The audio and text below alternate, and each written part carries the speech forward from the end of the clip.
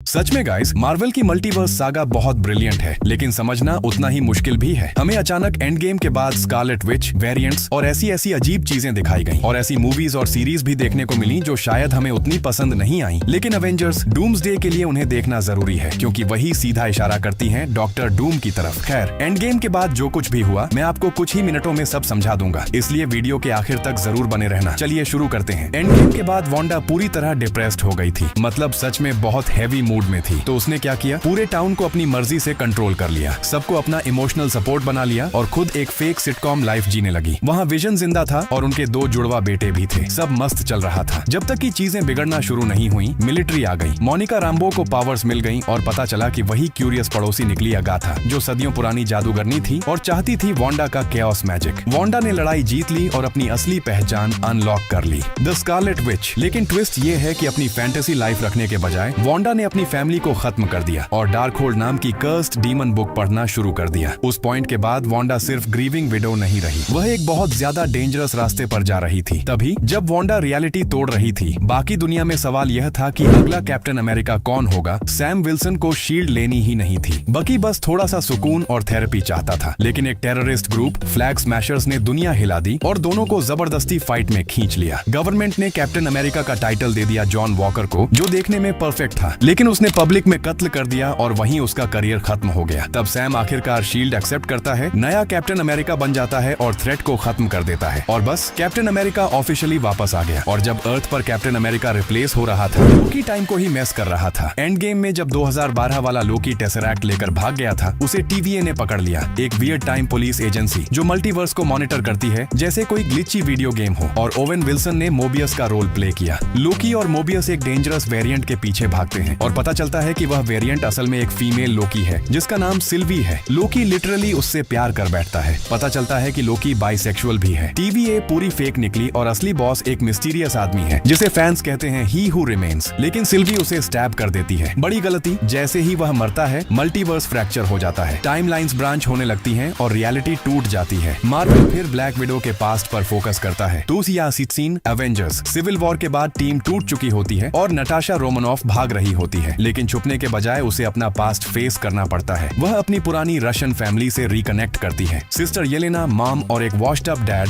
Red guardian. पूरे family reunion में full chaos होता है। फिर सब मिलकर डिसाइड करते हैं कि रेड रूम को तोड़ देना है। वह ब्रूटल प्रोग्राम जहां से सब ब्रेन वॉश्ड असैसिन्स बने थे। नटाशा टास्क मास्टर को भी बचाती है, जो एक और विक्टिम निकलता है। बस इसी मिशन के साथ नटाशा अपनी ओरिजिन स्टोरी को क्लोज करती है। इसके बाद वह इन्फिनिटी वॉर में ज्वाइन करती है और आखिर में एंड गेम में अपनी जान दे देती है। लेकिन कहानी यहीं खत्म नहीं होती। उसकी कब्र पर येलेना को वैलेंटीना मिलती है और उसे क्लिंट बार्टन की एक फोटो देती है। यही वही हॉकाई है और वैलेंटीना कहती है कि यही आदमी तुम्हारी बहन की मौत का जिम्मेदार है। और जब येलेना पूरी दुनिया में हॉकाई को ढूंढ रही थी, तभी एक नया हीरो एंट्री लेता है, action, martial arts, magic weapons और फुल ऑन फैमिली ड्रामा के साथ। नाम है शंग-ची, एक आम लड़का जो बन जाता है कुंग फू एजेंट। वह अपनी खोई हुई बहन से मिलता है और अपने सुपर पावरफुल लेकिन इमोशनली डैमेज्ड पिता वेनवू का सामना करता है। और हाँ, वेनवू एक क्रिमिनल एम्पायर चलाता है, द 10 रिंग्स। वेनवू को लगता है कि उसकी मरी हुई बीवी उसे एक मिथिकल छुपे हुए गांव से बुला रही है। वह उसे ढूंढने और वहां घुसने निकल पड़ता है, लेकिन शांग-ची, उसकी बहन और उनकी फ्रेंड केटी पहले ही उस गांव पहुंच जाते हैं और वहां पुराना कुंग फू मैजिक सीखते हैं। फाइनल शोडाउन होता है शांग-ची वर्सेस वेनवू। और जब वेनवू अंडरवर्ल्ड का गेट खोलता है तो एक इविल सोल ईटिंग ड्रैगन बाहर आ जाता है। वही ड्रैगन वेनवू को मार देता है। शांग-ची रिंग्स अपने हाथ में ले लेता है और उस ड्रैगन को हराकर दिन बचा लेता है। और जैसे ही तुम्हें लगता है कि कहानी खत्म हो गई है, वहीं एंट्री होती है इटर्नल्स वालों की, जहां हैरी स्टाइल्स ईरोस बनकर आता है, जो थैनोस का भाई है। कुछ समझ में आए उससे पहले ही एक कॉस्मिक गॉड आदि टीम को उठाकर स्पेस में ले जाता है और बोलता है, you messed with my plans. और बस फिर कभी उनके बारे में सुनाई ही नहीं दिया। और जब अर्थ लिटरली एक जायंट स्पेस गॉड के पैदा होने से बच गई थी, मार्वल ने कहा, ठीक है, अब जरा एक नॉर्मल इंसान पर फोकस करते हैं, जिसके पास सिर्फ बो और एरो है और जो बस क्रिसमस एंजॉय करना चाहता है। और एंट्री होती है हॉकाई की। इस शो में क्लिंट मुकाबला करता है मॉबस्टर से, एक फैन गर्ल से मिलता है और अपने ट्रॉमा से कभी आजाद नहीं हो पाता। क्रिसमस है, लेकिन फैमिली के साथ टाइम बिताने की जगह क्लिंट एक अमीर फैन गर्ल के साथ टीम अप करता है। नाम है केट बिशप। वह क्लिंट की सबसे बड़ी फैन है और बोलने में भी एक्सपर्ट। हम देखते हैं कि दोनों फंस जाते हैं एक मेस में, जहां आती है ट्रैक सूट माफिया माया लोपेज और एक मास्टर असैसिन, जो असल में निकलती है नटाशा की बहन येलेना। अभी भी अपनी बहन की मौत से गुस्से में है। येलेना क्लिंट को मारना चाहती है। केट चाहती होती है कि वह क्लिंट की साइड किक बने। क्लिंट बस घर जाना चाहता है, लेकिन हालात खराब होते जाते हैं। केट और येलेना लड़ती हैं, फिर दोस्ती करती हैं और अजीब तरीके से बेस्टीज बन जाती हैं। और तभी एंट्री होती है किंग पिन की। हवाई शर्ट पहने लोगों को दीवारों में ऐसे फेंकता है जैसे टिश्यू पेपर। माया को समझ आ जाता है कि वही उसे मैनिपुलेट कर रहा था और वह उसे ऑफ स्क्रीन गोली मार देती है। क्योंकि मार्वल को मिस्ट्री रखना बहुत पसंद है, एंड में क्लिंट और येलेना आखिरकार सुलह कर लेते हैं और क्रिसमस थोड़ा कम ट्रॉमेटिक हो जाता है। केट आखिर साबित कर देती है कि वह वर्दी है और क्लिंट ऑफिशियली हॉकाई का नाम उसे दे देता है। और हाँ, बंदा आखिरकार क्रिसमस पर घर भी पहुंच जाता है। बस कोक सर्व करते हुए चिल करता है। लेकिन जब क्लिंट सुकून एंजॉय कर रहा होता है, तभी पीटर पार्कर की जिंदगी बिल्कुल उलट जाती है। मिस्टीरियो उसकी आइडेंटिटी एक्सपोज कर देता है और अब पीटर एक चलती फिरती कंट्रोवर्सी बन चुका है। MIT उसे रिजेक्ट कर देता है, मीडिया चैन से जीने नहीं देती और उसके फ्रेंड्स भी उसकी वजह से परेशान हो रहे होते हैं। तो पीटर एक ही काम करता है, डॉक्टर स्ट्रेंज के पास जाता है। आइडिया सिंपल था, एक ऐसा स्पेल जो सबको भुला दे कि पीटर स्पाइडरमैन है। लेकिन रिजल्ट में मल्टीवर्स पूरा क्रैक हो जाता है और दूसरी रियलिटीज के विलेंस एंट्री मार लेते हैं। Doctor Octopus, Green Goblin, Electro, Sandman. Peter इन सबको बचाने की कोशिश करता है, उन्हें क्यूर करने की भी, लेकिन फिर ग्रीन गॉब्लिन वॉर करता है और आंट मे की मौत हो जाती है। सब कुछ खत्म सा लगने लगता है। तभी दो फेमिलियर स्पाइडरमैन स्विंग करते हुए आते हैं, टोबी मैगवायर, एंड्रू गारफील्ड। तीनों स्पाइडरमैन एक साथ विलेंस का सामना करते हैं। एक एपिक शोडाउन में दिन बच जाता है, लेकिन कीमत बहुत भारी पड़ती है। पीटर स्ट्रेंज से कहता है, एक नया स्पेल डालो, इस बार सबको पीटर पार्कर भुला दो, स्पाइडरमैन नहीं। और बस अब कोई उसे याद नहीं करता, ना MJ, ना नेड, ना हैप्पी। पीटर अब टूटा हुआ है, अकेला है, एक छोटे से अपार्टमेंट में रहता है। लेकिन पहली बार वह सच में स्पाइडरमैन बन चुका है। और जब पीटर पार्कर ने खुद को सबकी यादों से डिलीट कर दिया, तो न्यूयॉर्क में थोड़ी शांति आ जाती है।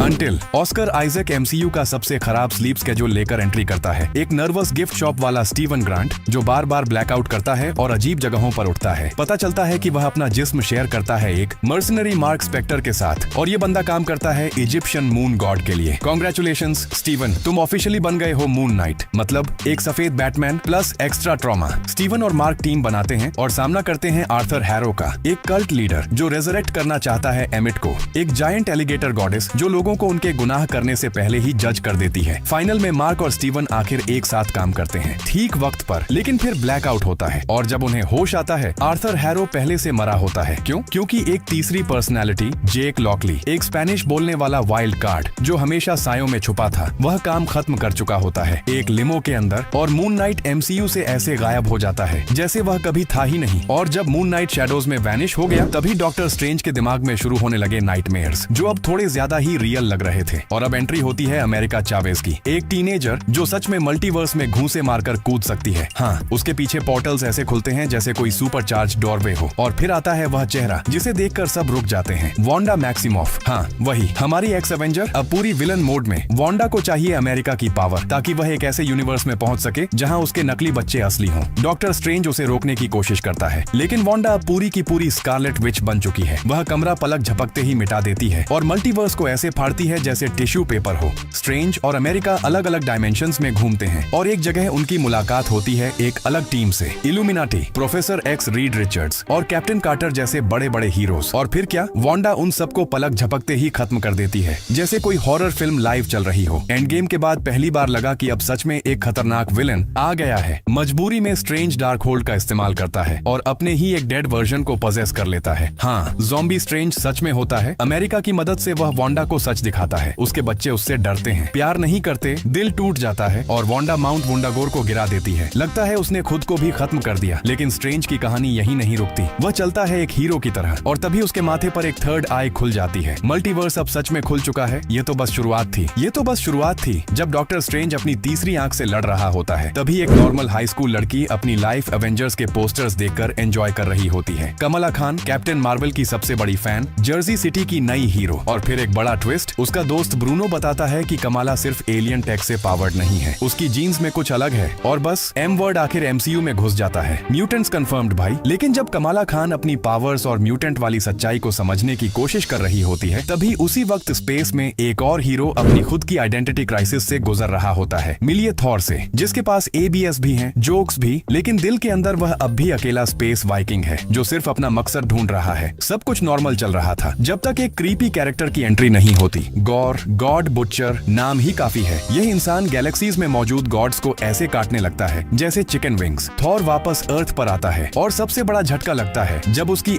एक्स जेन फॉस्टर एंट्री मारती है और अब वह खुद बन चुकी है द माइटी थॉर। दोनों की केमिस्ट्री स्वीट है, ऑकवर्ड है और दुख भरी भी, क्योंकि जेन को स्टेज 4 कैंसर है। दोनों मिलकर गॉर को रोकने निकलते हैं। गॉर का प्लान सिंपल है, इटर्निटी तक पहुंचना और अपनी विश पूरी करवाना। फाइनल फाइट में थॉर और जेन मिलकर गॉर को रोक देते हैं, लेकिन बदला लेने की विश मांगने की जगह गॉर एक बाप की तरह विश करता है, मेरी बेटी को दोबारा जिंदगी दे दो। जेन आखिरी सांस तक वर्दी रहती है और थॉर की बाहों में मर जाती है। गॉर की बेटी बच जाती है और थॉर उसे गोद ले लेता है। अब थॉर सिर्फ थंडर का गॉड नहीं, एक बाप भी है, लेकिन अर्थ पर हालात अब हरे और थोड़े हटके होने वाले हैं। एंट्री होती है जेनिफर वॉल्टर्स की। एक छोटे से हादसे में हल्क का थोड़ा सा खून उसके अंदर चला जाता है और बस वह बन जाती है बड़ी, हरी, हॉट और लीगली अनस्टॉपेबल शी हल्क। दिन में लॉयर, रात में केओस की रानी। मेगन थी स्टैलियन के साथ काम, डेयरडेविल के साथ रोमांस, इंटरनेट ट्रोल्स को रोस्ट और फिर फोर्थ वॉल ऐसे तोड़ती है जैसे रिमोट का बटन हो। यहाँ तक कि मार्वल के खुद के एआई बॉस KEVIN से मिलकर अपना फिनाले तक दोबारा लिखवा देती है। और जैसे ही तुम सोचते हो कि अब और क्या बाकी है, हल्क स्पेस से लौटता है एक ऐसे सरप्राइज के साथ जिसकी किसी को खबर नहीं थी। बिना बिल्डअप, बिना एक्सप्लेनेशन हल्क के पास एक एलियन बेटा है। मतलब बस अब हल्क भी बाप बन गया। जेन डेयरडेविल के साथ रोम कॉम स्टाइल में वॉक ऑफ करती है। सब लोग डिस्कशन करते रहते हैं, केसेस चलते रहते हैं जैसे सीक्रेट वॉर्स कभी आने वाली ही ना हो। और जब लॉस एंजलिस में ब्रंच और कोर्ट रूम ड्रामा चल रहा होता है, तभी वकांडा में सुबह का वक्त होता है। किंग टिचाला ऑफ स्क्रीन मर चुके हैं, शूरी डेवास्टेटेड है, पूरा नेशन गम में है। तभी उन पर एक अंडर वाटर अटैक होता है। एंट्री होती है नामोर की, जो लगता है एक्वामैन का ज्यादा हॉट और ज्यादा एंग्री कजन है। वह वाकंडा को फ्लड कर देता है। क्वीन रमोंडा डूब कर मर जाती है। सब रोते हैं। शूरी पहली फाइट से बच जाती है, लेकिन आखिर अपना खुद का हार्ट शेप्ड हर्ब बना लेती है और बन जाती है नई ब्लैक पैंथर। रेगिस्तान में नामोर से फाइट होती है। शूरी स्टैब भी हो जाती है, लेकिन उसे वॉक ऑफ कर देती है जैसे कुछ हुआ ही नहीं। और आखिर में उसे मारने के बजाय नामोर को जिंदा छोड़ देती है, क्योंकि मार्वल को सीक्वल्स बहुत पसंद हैं। बस पीस हो जाता है। शूरी आखिर मिलती है टिचाला के सीक्रेट सन से और वकांडा आगे बढ़ता है एक नए प्रोटेक्टर के साथ। शूरी अपने भाई की लेगेसी को ऑनर करती है। वकांडा और सी पीपल के बीच पीस हो जाता है और फ्यूचर स्ट्रॉन्ग लगने लगता है। लेकिन मीनवाइल स्कॉट मस्त लाइफ जी रहा होता है, किताबें लिख रहा है, पॉडकास्ट कर रहा है और सोच रहा है कि जिंदगी बिल्कुल स्वीट है। स्कॉट को लगता है कि वह एक बैडास हीरो है, लेकिन फिर उसकी बेटी एक साइंस डिवाइस बना देती है जो पूरे फैमिली को खींच कर ले जाती है क्वांटम रियल में। बिकॉज ऑफ कोर्स वही करती है। नीचे उनकी मुलाकात होती है कैंग से। पहले तो वह चिल लगता है, लेकिन बाद में टाइमलाइंस डिस्ट्रॉय करने और रियलिटीज कॉन्कर करने की बातें शुरू कर देता है। और बस फाइट शुरू, एंटमैन वर्सेस कैंग, और सरप्राइजिंगली ब्रूटल बीट डाउन होता है।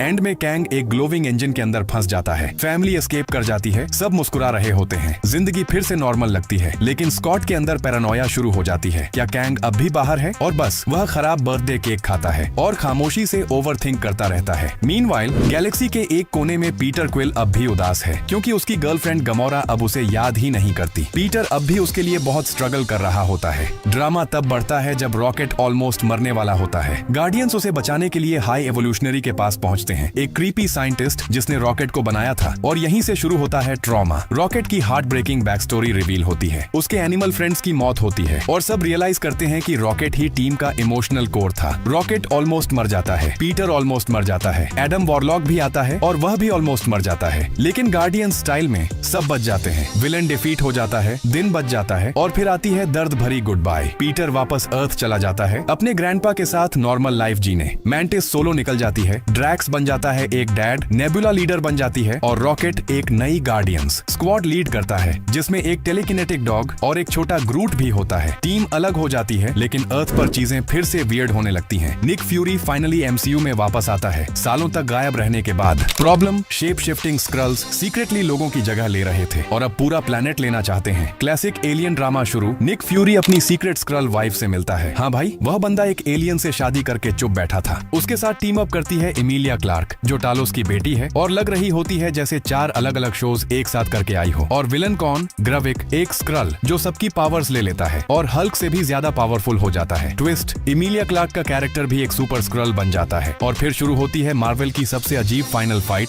ग्राविक मर जाता है, निक फ्यूरी और उसकी एलियन वाइफ आराम से स्पेस वापस चले जाते हैं, जैसे कुछ हुआ ही ना हो। स्क्रल्स फिलहाल के लिए शांत हो जाते हैं। अर्थ को अब भी अंदाजा नहीं होता कि वह इन्वेजन के कितने करीब आ गया था। टाइम खुद बिखरा हुआ है। लोकी वापस आ चुका है, मोबियस और सिल्वी के साथ। यही वही कैओटिक ट्रियो है जिसने पिछली बार मल्टीवर्स तोड़ दिया था और अब वही उसे बचाने की कोशिश कर रहे हैं। उन्हें पता चलता है कि टाइमलाइंस तेजी से अनरावल हो रही हैं और TVA अब काम का नहीं रहा। फिर मिलते हैं OB से, एक नर्डी टेक जीनियस जो लिटरली लिटरली डक्ट टेप से टीवीए चला रहा होता है। फिर एंट्री होती है विक्टर टाइमली की, एक और Kang variant, awkward, nerdy, science में हद से ज्यादा इंटरेस्टेड, स्पॉइलर, फिर भी मर जाता है। टाइम फिक्स करने के लिए कोई नहीं बचता। लोकी खुद स्टेप अप करता है, लिटरली टाइमलाइंस को अपने हाथों में थाम लेता है, अपना सब कुछ सैक्रिफाइस कर देता है और उन्हें दोबारा रीबिल्ड करता है। लोकी बन जाता है गॉड ऑफ स्टोरीज। अब वह टाइम के बाहर एक थ्रोन पर बैठा है और अपनी विल पावर से पूरे मल्टीवर्स को होल्ड कर रहा है। लोकी अब विलन नहीं रहा, वह रियलिटी की बैकबोन बन चुका है। टीवीए भी रीबॉर्न हो जाता है। अब प्रूनिंग के बजाय टाइमलाइंस को प्रोटेक्ट किया जाता है। मल्टीवर्स अब स्टेबल लग रहा है, काइंड ऑफ। लेकिन स्पेस के एक डीप कॉर्नर में कैप्टन मार्वल की लाइफ में कैरल डैनवर्स बोर्ड है, उदास है और लगता है कि अकेले गैलेक्सी बचाते बचाते थक चुकी है। फिर अचानक जब भी कोई अपनी पावर्स यूज करता है, कैरल रैंडमली स्विच होने लगती है कमला और मोनिका के साथ। पूरा पावर स्वैप हो जाता है। यहीं से टीम अप शुरू होता है। 3 लड़कियां एक विलन के सामने खड़ी होती हैं, एक प्रॉपर इविल गर्ल बॉस जिसका बहुत बड़ा ग्रज है और जो शाइनी बैंगल्स के साथ यूनिवर्स डिस्ट्रॉय करना चाहती है। प्लैनेट्स के अक्रॉस फाइट्स होती हैं, बॉन्डिंग होती है और ये ट्रियो बन जाती है एक लिटरल बैडआस टीम। विलन मर जाती है, यूनिवर्स बच जाता है। फिर ट्विस्ट, मोनिका फंस जाती है एक बिल्कुल अलग यूनिवर्स में जहां सीधे एक्स-मैन मौजूद हैं। मीनवाइल कमला मिनी निक फ्यूरी बन जाती है, चुपके चुपके हीरोज को रिक्रूट करना शुरू कर देती है। पहली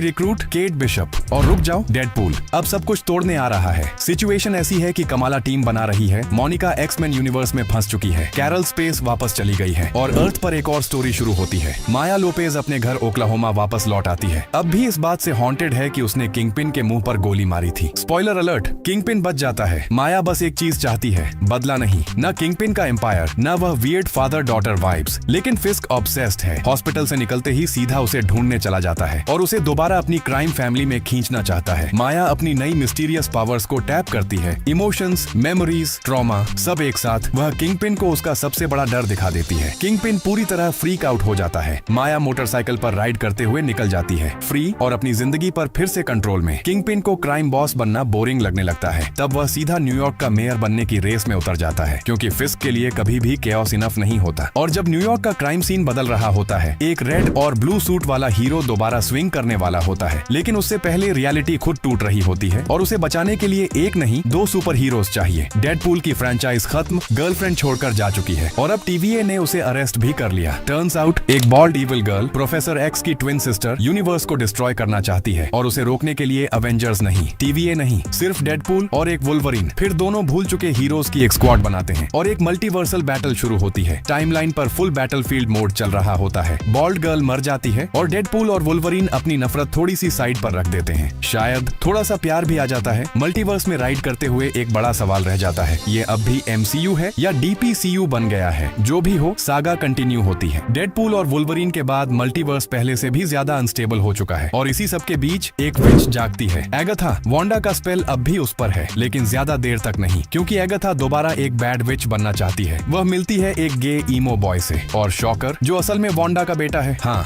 वही वाला। दोनों मिलकर निकल पड़ते हैं विचेस रोड पर। बेसिकली एक मैजिकल डेथ ट्रेल और वहाँ हर कोई सरवाइव नहीं कर पाता। एगाथा का सामना होता है एक लिटरल गॉडेस ऑफ डेथ से। दोनों फाइट करते हैं डार्क, वियर्ड और क्रीपी वाइब्स के साथ। फिर एगाथा सॉर्ट ऑफ मर जाती है, लेकिन वह नॉर्मल गोस्ट नहीं बनती, ना ही कोई सैड नर्वस फेरी। वह बन जाती है एक मेसी, सार्कास्टिक मेंटोर गोस्ट। अब एगाथा और ईमो बॉय निकल पड़ते हैं उसके लॉन्ग लॉस्ट ब्रदर को ढूंढने, क्योंकि अपेरेंटली मैक्सिमॉफ फैमिली का ट्रॉमा कभी खत्म ही नहीं होता। एगाथा अब विच ड्रामा को गोस्ट स्टाइल में हैंडल कर रही है। मीनवाइल अर्थ पर नया कैप्टन अमेरिका आखिरकार लीड करने के लिए तैयार है। सैम विल्सन अब ऑफिशियली कैप्टन अमेरिका है और जोआकिन टोरेस बन चुका है नया falcon. Wings check, attitude check. लेकिन असली प्रॉब्लम तब आती है जब टिम ब्लेक नेल्सन वापस लौट आता है। याद है दी इनक्रेडिबल हल्क वाला साइंटिस्ट? हाँ वही। और उसके पास है बड़ा ग्रीन साइंस फ्यूल्ड रिवेंज। उसका टारगेट है प्रेसिडेंट रॉस। रॉस ट्रांसफॉर्म हो जाता है रेड हल्क में। वह बर्सर्क मोड ऑन कर देता है। सैम उसे रोकने की कोशिश करता है। पंचेस फ्लाई, ग्लासेस ब्रेक और मिलिट्री का बजट सीधा कचरा। एंड में सैम उसे हरा देता है। Classic cap move. और फिर सैम अनाउंस करता है, मैं एवेंजर्स को रिबिल्ड करने वाला हूँ। नई स्क्वाड, नई टीम, नई दुनिया। लेकिन ट्विस्ट ये है कि टिम ब्लेक नेल्सन कुछ डूम्सडे टाइप चीज मेंशन करता है और क्रेडिट्स रोल हो जाते हैं। मतलब नेक्स्ट चैप्टर सिर्फ पॉलिटिकल नहीं होगा, एपोकलिप्टिक होगा। हेल्स किचन में मैट, मर्डॉक का सबसे अच्छा दोस्त, ऑफ हो जाता है। मैट पूरी तरह टूट जाता है, सूट टांग देता है, नॉर्मल लॉयर बनने की कोशिश करता है। लेकिन तब तक किंगपिन बन चुका होता है न्यूयॉर्क का मेयर और उसका पहला काम होता है सारे सुपर हीरोज को बैन करना। मैट ज्यादा देर साइड लाइन्स पर नहीं रह सकता।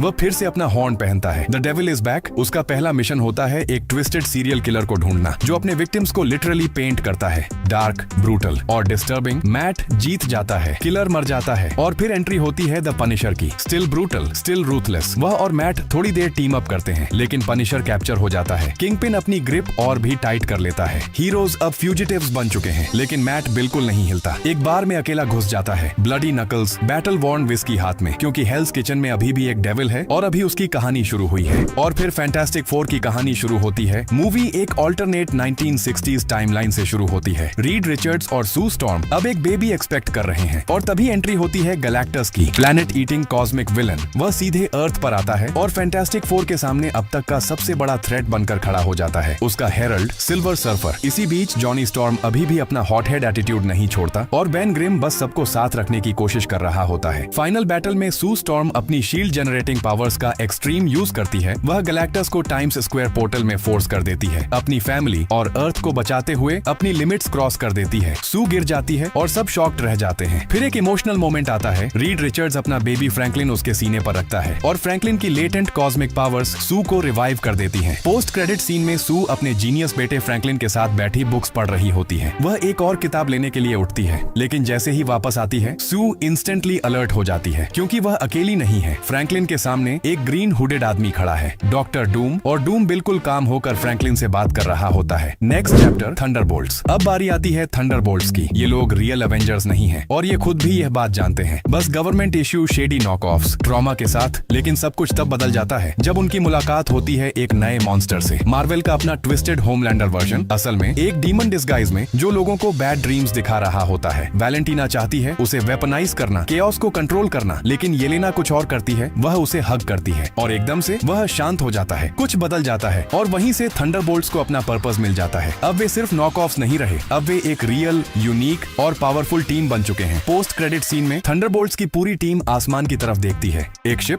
लेकिन कोई नॉर्मल शिप नहीं, ये फैंटास्टिक फोर की शिप है। और बस 26 मूवीज और सीरीज का ये रिकैप यहीं खत्म होता है। अब सारी कहानी धीरे धीरे एक ही डायरेक्शन में जा रही है। एवेंजर्स, डूम्सडे और उसके बाद एवेंजर्स सीक्रेट वॉर्स। यही मल्टीवर्स सागा का सबसे बड़ा क्लाइमैक्स देखने को मिलेगा, जहां अलग अलग यूनिवर्सेस के हीरोज एक साथ आएंगे और एमसीयू का फ्यूचर हमेशा के लिए बदल सकता है। अगर वीडियो हेल्पफुल लगी हो तो एक लाइक जरूर कर देना और अपना ओपिनियन कमेंट्स में जरूर बताना।